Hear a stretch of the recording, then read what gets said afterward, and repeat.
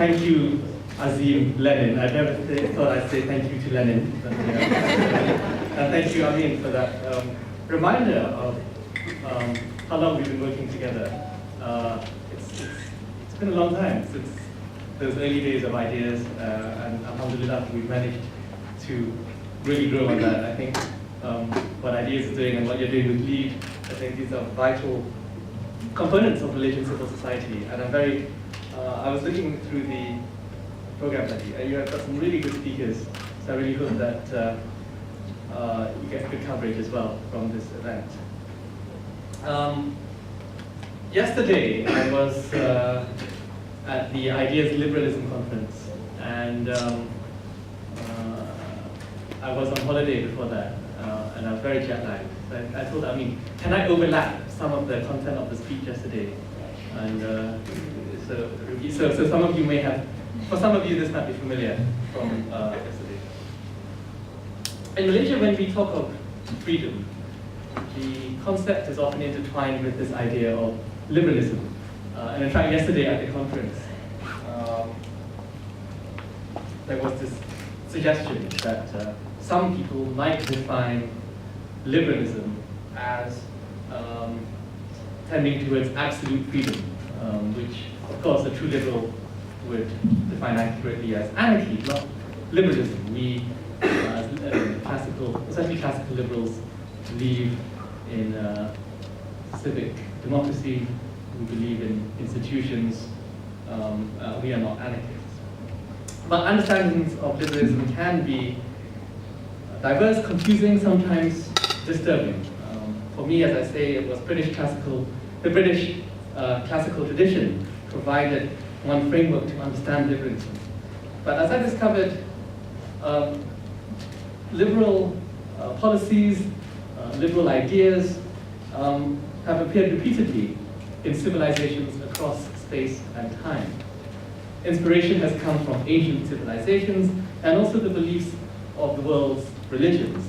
And one example, there's a think tank in Washington, in Bethesda, Maryland, called Minaret of Freedom, which looks at libertarianism and Islam, and it draws on scholars like Ibn Khaldun and other thinkers of the Muslim Golden Age. And I can see in this leaflet that there's some students from Muslims, so I think you would all be familiar with those scholars. Having worked myself with organizations in the UK, in continental Europe, and the United States, I've also seen how liberalism is defined differently, even by its proponents. And since I returned to Malaysia in 2008, and having traveled throughout the ASEAN region, I really see that concepts of liberalism and freedom are very elastically defined. And in Malaysia, this redefinition takes place in pursuit of political objectives. In a speech last year, in May, our Prime Minister said that Muslims face a new threat, human rightism, where the core beliefs are based on humanism and secularism as well as liberalism. That's a quote, by the way. In June, the former Prime Minister, Tun Dr. Mahathir, said that liberalism has resulted in a lot of Muslims in Britain joining ISIS and slaughtering people. Close quote. So, in my engagements with young Malaysians throughout the years, I've tried to remind people that the values that Ideas is promoting, our four principles which lie at the heart of classical liberalism, have cropped up repeatedly in our history. It would, of course, be wrong to say that we were always liberals, but there was clearly a narrative, one that led our proclamation of independence to espouse liberty and justice. And the speeches and articles of the father of independence made it clear that he held classical liberal values. And indeed, Ideas has compiled some of them in a pamphlet available on our website. And I was just reminded of one over breakfast. I was talking to our German friends. And I recall when Tunku Abdul Rahman went to West Berlin for one of these official visits. He was sent, he toured one particular attraction or monument which had a bell, and it was either called a peace bell or the freedom bell. He wasn't sure. So when he was corrected, he repeatedly said, no, it doesn't matter. You can't have peace without freedom, and you can't have freedom without peace. So Tunku's idea of freedom was very, very different to how some people today see the idea of freedom. For some people, it equates to free sex and LGBT and that sort of thing. But look through our history, and you'll see how it was understood differently in the years of Merdeka. Our Rukun Negara, or national principles, proclaimed in 1970, refers to the ambition of guaranteeing a liberal approach to our varied cultural traditions. And even the Vision 2020 of Dr. Mahathir is explicit in calling for a matured, liberal, and tolerant society. And yet, there exists in parallel a strong counter-narrative that seeks to forget or contort what this means, motivated entirely by political expediency. And one favorite tactic is to use an appeal to class, culture, race, or religion, such as Asian values or the Islamic way of life, so that these become defined by the state instead of by individuals. And this then enables the state to offer protection to these groups. And this leads to paternalism, authoritarianism, and the politics of patronage that inevitably spirals into corruption. Enemies, such as the bourgeoisie, the Jews, or the Chinese, are constructed to further reinforce this paradigm, because of course, defense mechanisms in the forms of various policies are necessary to continue this protection. It's a familiar story anywhere where there's class warfare, religious bigotry, or racial supremacy, which is institutionalized. So in such a society, to promote the idea of individual liberty or personal freedom is a challenge to the powers that be. It undermines the logic of government-defined group identity that justifies policies based aimed at those groups. And if necessary, liberal ideas are branded as alien and heretical concepts, new justifications are dreamt up to consolidate state-sponsored division. And indeed, in the aftermath of the Malaysia Day Red Shirts rally, there was one politician who tried to argue that there is such thing as an acceptable Islamic form of racism. So the adoption of this rhetoric and the vilification of liberal ideas highlights how malleable our political landscape is, how bereft it is of ideological conviction. And worse still, there can be political rewards for anti-liberal measures, such as we've seen in the U-turn in the proposal to repeal the Sedition Act. Now there are calls for the reinstatement of the Internal Security Act. In my lecture series, Healing the Nation, which I've been delivering throughout the year, I've spoken repeatedly of going back to our Constitution and the intentions of our founding fathers to repair key institutions like Parliament, the Judiciary, the Police, Electoral Commission, and others. And we, in Malaysia, are actually quite lucky because we have well-articulated points of reference to do this. But that process of institutional healing, while already arduous, must be joined by a more long-term, resilient solution, which is to reclaim our indigenous narrative of freedom and put it in the heart of our conception of Malaysian democracy. This year, the United Kingdom celebrated the 800th anniversary of Magna Carta, an agreement that explicitly limited the absolute power of the monarch. And even though it was not conceived at the time as a step towards constitutional democracy, it is now regarded as a vital moment in the conception of the British state. But we too, in Malaysia, can point to moments in our history that can provide the same inspiration. One is the agreement between Demam Lebar Daun and Samsa Purba, which established a contract between the ruler and the ruled, as well as the Batu Bersurat Terengganu of 1303, which required the ruler to act in accordance with a higher power. The next few centuries saw a rich tradition in lawmaking, especially in Malacca and Kedah, as the increasingly prosperous sultanates demanded that citizens and traders enjoy security and justice. The Federation of Negeri Sembilan shows us that traditional institutions, such as matrilineal clan structure, decentralized governments, and adat courts, could be adapted to fit in new topography. The Johor Constitution of 1895 and the Terengganu Constitution of 1911 shows that the rulers were aware of the importance of separation of powers and limits to the authority of institutions. And while the Reed Commission looked at the Westminster system in the writing of our Constitution, there is no doubt that history played its part as well. The rulers and the political leaders involved in the Merdeka negotiations would not have accepted a paradigm that was alien to what the people were used to. And after all, that was the crux of why the Malayan Union was rejected. So, if you look at the economic, political, and social spheres in Malaysia now, where are the? I think we will discuss this after lunch. Where the opportunities are. But let me just go through them briefly. In the economic sphere, it seems that there's a lot already going for us. Every Malaysian knows that the Sultanate of Malacca was a thriving polity that was founded upon trade, and economic historians have shown that its comparatively low taxes were a main factor for its success. Apparently, there was only 8% customs duties for any ships going or leaving Malacca. And although Malacca was a genuinely exceptional state, other polities, you had Sriwijaya, Langkasuka before that, and you had Negeri Sembilan and Johor after that. You can go back to Terengganu and the trade, thriving trade on the East Coast as well. So let's not just focus, let's not be obsessed with Malacca to the point of forgetting other free trade areas in the peninsula.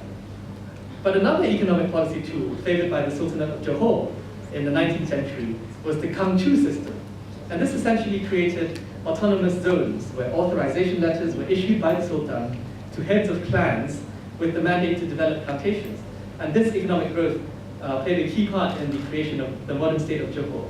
And I would also suggest, you may have heard in recent times this notion of Bangsa Johor, and I think it goes back to the same history, which is quite unique to Johor.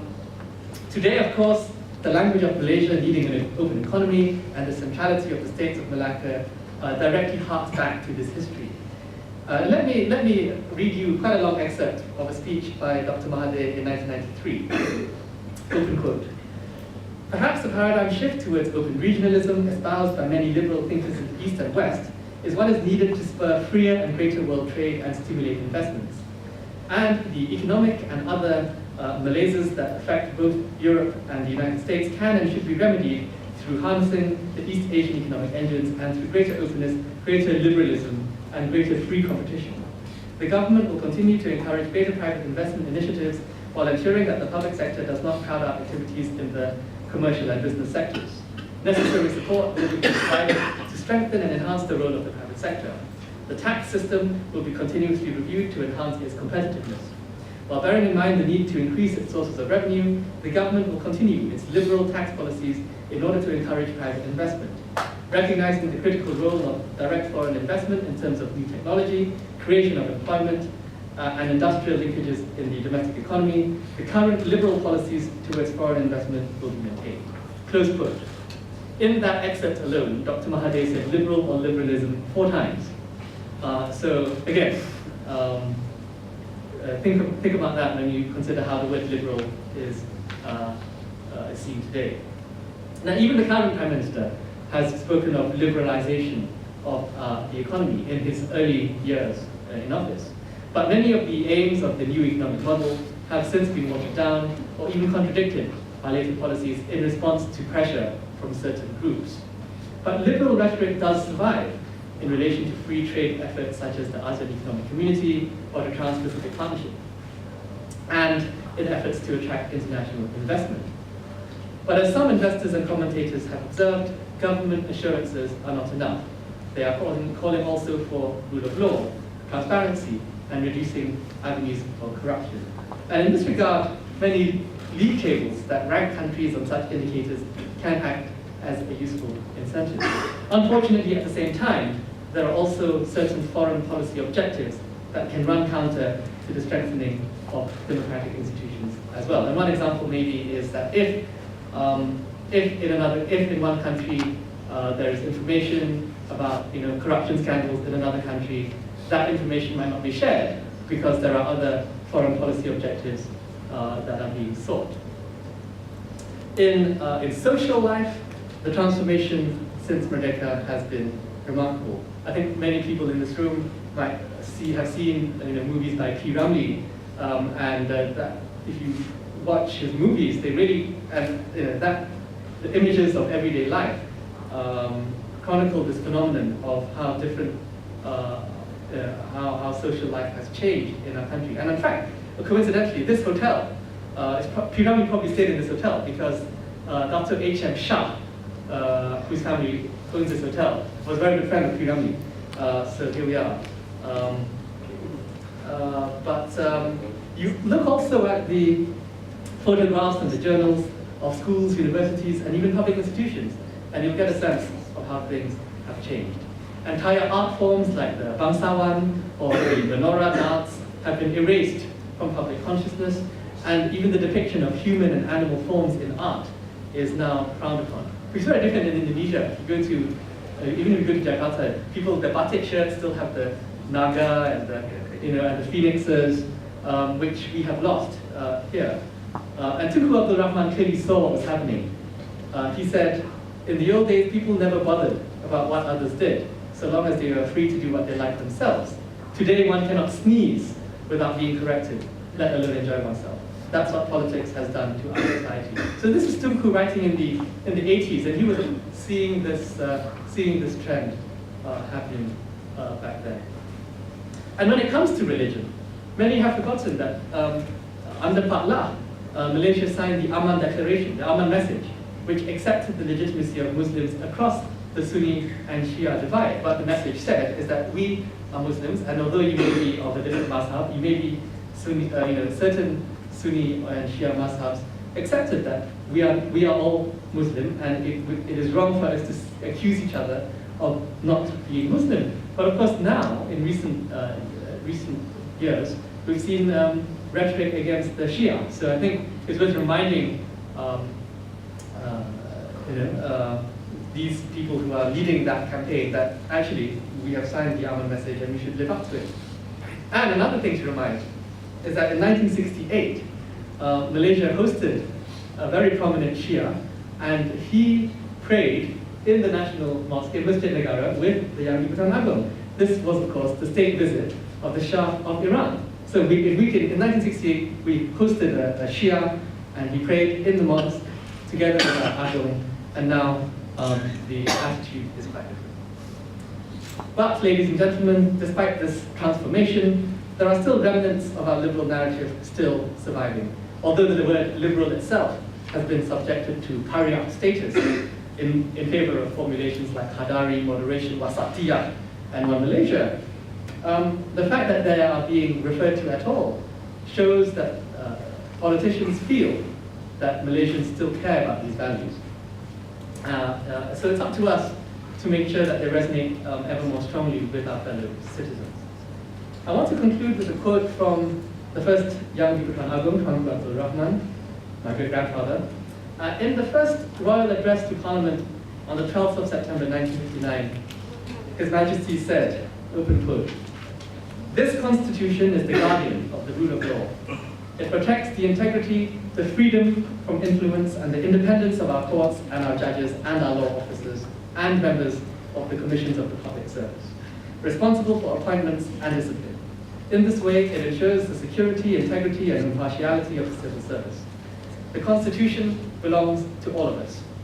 It belongs to us as the YAM Tunku Zain, it belongs to you as members of Parliament, it belongs to people as the founder of power. We wish all our subjects on this historic day to know and understand that the Constitution of the Federation of Malaya, our Charter of Rights and Liberties, is now finally and completely in operation. And with the establishment of this Parliament under the Constitution, a new era begins for our nation. We urge all of you to remember that you are the representatives of all the people without exception, and that you do here, and what you do here, shall be done for the benefit of all the people. We urge you to conduct your affairs in such a way that the Parliament of the Federation of Malaya will be a shining beacon of democracy at its brightest and best. We are sure that throughout the free world, where parliamentary institutions are the guardians of democracy, the future of this Parliament will be followed with keen interest and goodwill. It is our earnest hope and desire that however hard your feelings may be on any particular subject or matter which is brought up in this House for discussion, that you will adhere strictly to the standing orders and to the principles of parliamentary democracy. Ladies and gentlemen, with this, let us all work towards reminding our parliamentarians and our fellow citizens of our history with its important liberal moments and references to freedom. Thank you very much. Assalamu alaikum.